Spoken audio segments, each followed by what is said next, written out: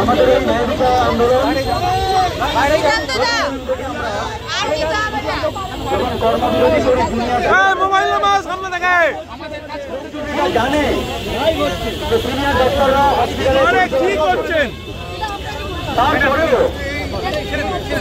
যে সমস্ত মানুষরা আমাদের রোগী বিরোধী পেশেন্টদের অপোজিটে দাঁড় করিয়ে আমাদেরকে ভিড়ে মারানোর চেষ্টা করেছে, তাদের বিরুদ্ধে আমার একটা কথা, আমরা যেদিন থেকে মেডিকেল কলেজে জয়েন করি আমাদের জীবন, আমাদের কর্ম, আমাদের থাকা, আমাদের খাওয়া সবকিছু রোগীদের সঙ্গেই হয়। আমরা রোগী নিয়েই শিখি, রোগী নিয়েই আমরা ট্রিটমেন্ট করি। তো রোগীদের ট্রিটমেন্টের ব্যাপারে অন্য কারোর জ্ঞান আমরা নেব না, সেই জ্ঞান আমাদের যথেষ্ট আছে। আরো একটা কথা,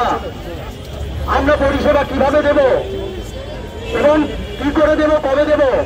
সেই ব্যাপারে আমরা যেমন সিনিয়র ডাক্তারদের সঙ্গে বারবার আলোচনা করেছি, যাতে রোগী পরিষেবা ব্যাহত না হয়, সেই ব্যাপারটাও আমরা মাথায় রেখে আজকে জনগণের এই স্বার্থটা মাথায় রেখে আমরা যেমন কর্মবিরতি প্রত্যাহার করছি, আমরা সেই সঙ্গে যারা আমাদের এই ব্যাপারটাগুলো বিরোধী করেছিল তাদের একটা কথা বলে যেতে চাই, আপনারা শুধুমাত্র কয়েকজন আছেন যারা জেলে যাওয়ার পর ট্রিটমেন্ট নেওয়ার জন্য কোনো হসপিটালে ভর্তি হন,